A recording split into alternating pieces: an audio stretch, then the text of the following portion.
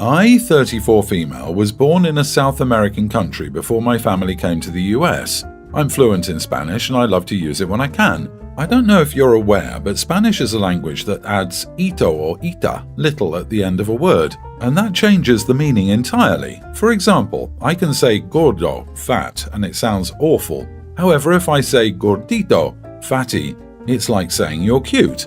Anyway, my mom used to call me mi gordita, and I was always skinny. So you can see that it's more a term of affection than an actual description. She even called my father mi chanchito sometimes. The literal translation is little piggy, but in our culture it means something like my darling in a kind of cheesy way. Since I see these terms in a really good light, I call my husband, 35, gordito or chanchito. He even calls me back gordita because he says it sounds cute. My sister-in-law, 30, is staying with us due to some issues with her apartment, and she heard me using these words.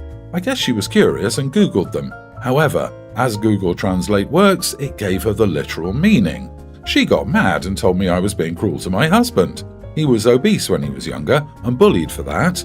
He is still a bit overweight due to some severe hypothyroidism. I replied she was delusional. I loved my husband to death and that these terms are cute more than anything else. She told me I should accommodate my language to the country I'm living in now and be more sensitive. My husband sided with me and said that he wasn't offended. At best, he was surprised the first time I called him like that, but he quickly understood that it wasn't something out of malice. My sister-in-law is moving in a few days, and things are tense between us. However, my main concern is not being offensive to my husband. Am I the idiot for insisting on using these pet names? I feel so bad. Edit. For context, he knows the meaning of these names. He asked me early during our relationship why I kept calling him like that. He got surprised when I told him the literal meaning, but once I explained how it worked, he thought it was cute, his literal words back then. Not the idiot. OP, I would talk to your husband and ask him if he honestly doesn't mind the pet names. If he genuinely isn't comfortable with it, then stop. If it doesn't bother him, then keep doing what you're doing. Your sister-in-law is the idiot. Her comment about accommodating your language to the country you're currently in is so offensive. Ignorant, and sometimes just naive people don't realize that certain words in other languages have a literal definition and a slang definition. She chose to only Google Translate and jump to conclusions and refused to listen to you.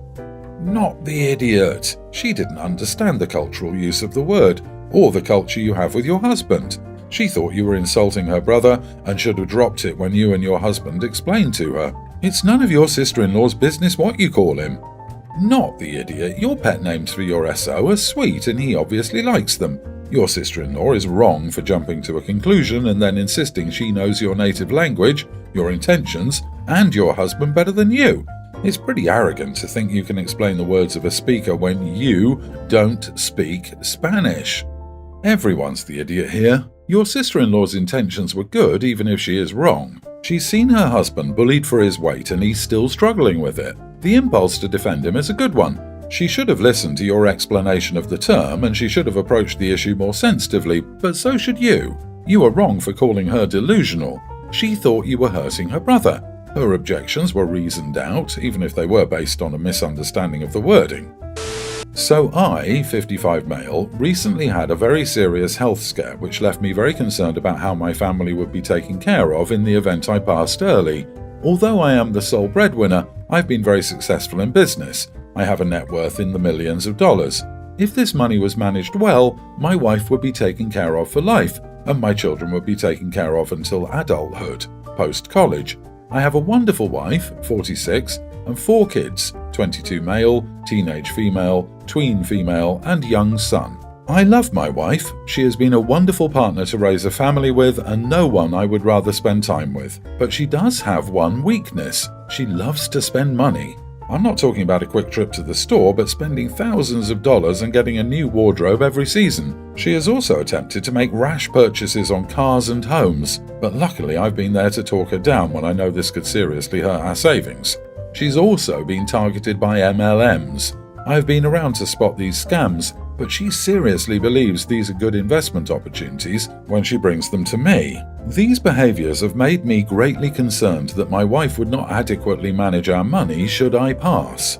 On the other hand, my eldest son is very like me, stingy in a good way. He recently graduated college and I'm very proud of him. I'm seriously considering making him executor of my estate and giving him a durable power of attorney. I know that he is very responsible. He feels duty-bound to care for his mother and younger siblings, to distribute their inheritance responsibly and equitably.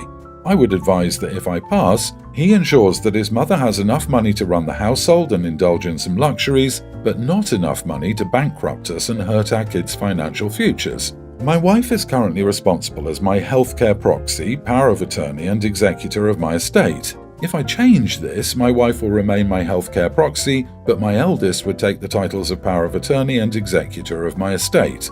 Would I be the idiot to do this, or is it the best path forward and a good step to ensure my family's financial safety should I pass? Not the idiot, but is there any chance you can award it to someone who isn't family? It is highly common in situations like this and may avoid hurt feelings between a mother and her child, or a child and his mother, should he be forced to have to financially parent her in the future. Can your wife have independence and have control of some funds? It seems pretty raw that she'll be dependent on your son and need to ask him for money like some kid. I mean, isn't this money the both of yours? Aren't you life partners? If you divorced, wouldn't she get half? Why are you making this decision on your own?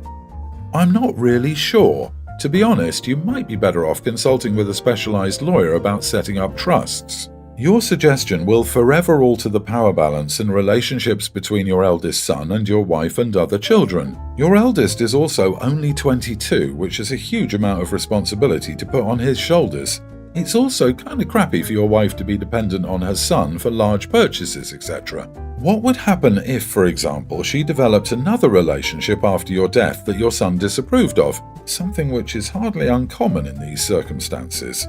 Similarly, unfortunately, I have known cases where the sibling with access has ended up helping themselves to money, and younger siblings have ended up with much less or nothing, including in my own family. You are the idiot. You would destroy your family's relationship with each other by forcing them into fights over money. You refuse to put a disinterested party in charge to prevent that from happening. You claim that you don't want to do that because they'll try to break the will, but nothing stops her or your other kids from trying to break this structure. You'll make the most responsible son a pariah and probably warp him into an idiot out of sheer self-defense. Either that or he'll give in and hand all the money to his mother to keep the peace. My 35 male brother set his wedding day on Halloween, which was also my youngest son's 4th birthday. I was asked to be a groomsman, but I was transparent and told my brother and sister-in-law that I would accept, but also we probably wouldn't stay for the whole reception. My 2 young sons still wanted to dress up, go trick-or-treating, and have their neighborhood kid friends over for a small Halloween birthday party afterwards. Weirdly, my brother and sister-in-law never really acknowledged that I said we'd be leaving early, and I said it more than once over the months after they set the date. They always just kind of skirted around the topic, so I said, screw it, if that was a problem, they'd say something. My wife was nervous about this. She agreed we'd leave, but still felt guilty. I, however, did not. They planned their wedding on a holiday and on their nephew's birthday. They had to have expected this, and I was sure we wouldn't be the only ones with kids leaving early.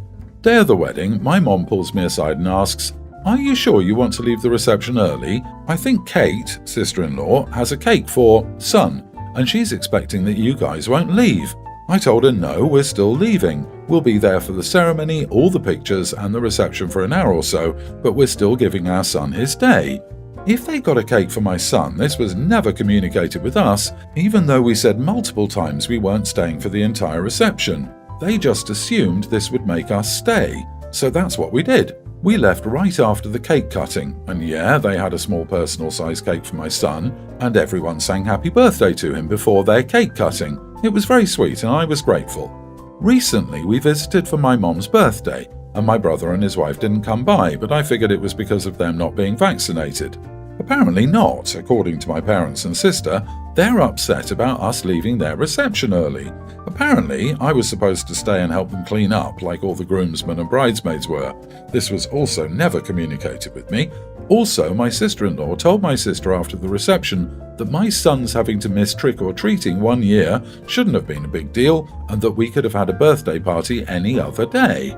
I haven't had a chance to talk to them, but I'm also not totally sorry. I'm sorry their feelings are hurt. That was not my goal, but I feel like I communicated and compromised pretty well, and they never said that it was an issue. If it was, I would have backed out of being a groomsman, but I doubt I would have stayed for the entire reception. My kids come first, period. If their wedding was any other day, I would have stayed for the whole reception. I might be the idiot because he's my only brother and I left what might be his only wedding early. Not the idiot. Ignoring someone is not a form of conflict resolution. If they had an issue with your plans to leave early, they could have and should have addressed it much sooner instead of buying a cake for your son without communicating at all. That's some passive-aggressive nonsense right there.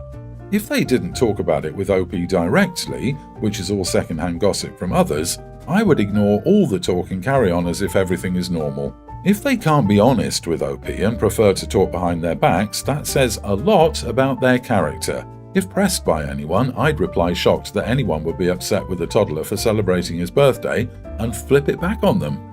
Not the idiot. You told them multiple times you were going to leave early. They chose to ignore this and then try and make you stay via mom and son's cake. It's sneaky and manipulative. The only people a wedding really matters to is the folks getting married. For everyone else, it's just another event they have to plan for. Sure, your sons could miss a Halloween, but why? Because the couple is selfish? Trick-or-treating is one of those things there's a hard cap on. After a certain age, it's gone. You are the idiot. Your brother's wedding is once in a lifetime, assuming he doesn't remarry, but your son's birthday can be celebrated another day and it's a yearly event. You could have asked if they can create a trick-and-treat event at the reception, so that all the kids present can also celebrate together. Instead of finding a win-win solution, you just went for your win-only solution. Guess collecting some cheap candies is more important than celebrating the big day of your own brother. Also, preparing the cake was likely to celebrate their nephew's birthday, not to entice you to stay on. You making them sound like some manipulative idiots is quite concerning. I'm the general manager of a small retail store, and one of my employees, Julia, 23, was supposed to work yesterday morning but didn't show up. Julia was a reliable employee who hardly ever called out, and she was never late. She was one of my best employees, and she and I had a great working relationship. We were not friends, but we had mutual respect for each other, and we got along well. It was an excellent employer-employee relationship. Julia's younger sister, Bex, also works for the store. Julia was full-time, working 8 a.m. to 3 p.m. Monday to Thursday. Her sister is nearly adult and still in high school. She only worked Friday to Sunday from 4 p.m. to 9 p.m. Because I'm salaried, I can only work from 7 a.m. to 5 p.m., so Bex and I didn't often work together. I was aware she and I had a very respectful relationship. As I said, Julia didn't show up for her shift yesterday morning, and I began to worry that maybe something had happened. Car trouble, or she was sick or something. Like any manager would, I called her when it was 30 minutes into her shift and she wasn't there. I left a message in which I said, "Hello Julia, this is Juan from the store. You were scheduled to work today from 8 to 3 and it's 8:30. Just checking to make sure you're all right. Please call me at the store when you get this message." I also texted her the same thing. A few hours later, when I hadn't heard from her, I called and texted once again. Just after 5 p.m. I called, texted the same message. Honestly, I was scared that maybe she'd been in a car accident on her way in, because she has to commute an hour down the freeway, and some of those drivers are just crazy. She's always telling me about the craziness she sees on her drive in. Before I left the store, I called her sister Bex. Bex was very offended that I had called her, and after confirming that her sister was fine, she told me she did not appreciate me calling her. She said it was very creepy for a 40-year-old man to call an underage girl. I apologized, reiterated that my intent was to check on her sister, and ended the call. I emailed my district supervisor about the phone call to make sure I was covered because Bex seemed very offended by the call. Then this morning, Julia called me and told me that she was sorry she hadn't called, but she'd been in a minor car accident the night before her shift, and she'd been in the hospital and there was no cell service. She also told me that I had crossed a line by calling her sister and that her sister was very creeped out. And she, Julia, was really creeped out that I kept calling and texting. Both she and Bex quit during the phone call. It was never my intent to be creepy, and I don't believe at any time I said or did anything that could be considered so. I was just worried about the well-being of an employee who never came to work. Was I really an idiot for doing so? Not the idiot. Contacting employee's sister, who is also an employee, to check on a reliable worker missing their shift is a logical course of action. Their reaction actually makes me wonder if something else was going on, and they came up with a bizarre cover story. What comes to me as strange is how the reliable employee suddenly got offended. I think they're more upset they got caught ditching work and thought they could play the harassment game because of your age to scare you into leaving them be. Next time they pull this stunt, maybe ask another female employee to call if you can, around the same age as them. Sorry, but from what I'm hearing, one sibling says she's fine, while the other is saying a car accident occurred. So which one is it? You're right. Why would the sister say she's okay when actually she's been in an accident and is in the hospital? What stood out to me is the no cell service excuse, as if hospitals don't have landlines in every room. For someone that the OP described as reliable, it seems weird she didn't even bother to try and call in, or have her sister call in, or literally anything. The other evening, at around 10 p.m, I took a bus home from school with a girl from my class who lives somewhat close to me. We have a lab together, a very small group of students, so we've started to get to know each other, but we aren't really friends. When we got off the bus, she asked me if I wanted to walk a particular route home with her, which would run by her apartment. I could also get home via this route, but it was more indirect and also would take us under an overpass and down a street that's a lot sketchier than the route I would usually take. And after I dropped her off, I'd have to pass through this area alone. So I ended up saying no sorry and explained that I wanted to take the more direct route. She didn't really say anything in response. We said goodbye and I didn't think much of it after that. This morning though, she messaged me on Facebook and said that she wanted to let me know that she was really bothered by the fact that I wasn't willing to walk home on her route when it wouldn't have been any extra effort for me. It would have helped her feel safer. She said that I should know how it feels to be unsafe as a woman and should want to help out someone else in a difficult situation. I explained to her that I actually would have had to walk for a few minutes in that unsafe area by myself to get home, and that I didn't want to do that. She basically disagreed and said that it wouldn't have made a difference which way I went, only one way I'd be with her and one way I'd be alone. I ended up just apologising because I didn't want to start drama within my lab group. So, am I the idiot for not walking her way? I think I might be the idiot because I definitely could have walked home her way. It would have taken maybe an extra 5 minutes and I would have been with her most of the time. It would have helped her feel safer. So what she's saying is that her safety is more important than yours. Don't set yourself on fire to keep someone else warm. You would have been forced to pass through that unsafe area alone on your return home. Your reason was valid and not your problem if she couldn't understand that. Not the idiot. Not the idiot. You've raised a valid concern which she dismissed just because it doesn't affect her. You should walk back on the apology and tell her that she's totally in the wrong for asking you to risk your safety for her when it's not necessary at all and dismissing the concern of your own safety. And if she really felt unsafe, she should have contacted her own family to walk her home.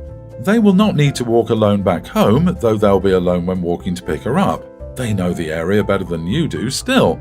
Also, if it's safe for you to walk back after seeing her off, then it's absolutely safe for her to walk back solo. Stay clear of such selfish people.